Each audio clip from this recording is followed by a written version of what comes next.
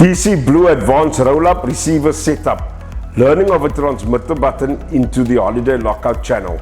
Note that the DC Blue Advanced Roll-Ups control card incorporates an onboard rolling code receiver that can take up to 31 users, and it has 4 channels. 31 users per channel. To begin, press and hold A and B for 3 seconds to enter programming mode.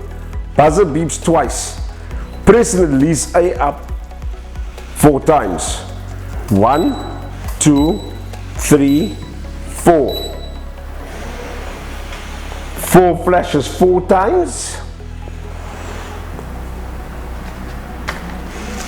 Press and hold your required transmitter button or desired transmitter button while pressing and holding. Press and release A and B. 1 beep successfully learned in. 3 beeps is unsuccessful. A indicates 4 flashes still. To learn in transmitters for the same feature, repeat the same procedure. We are still in program mode.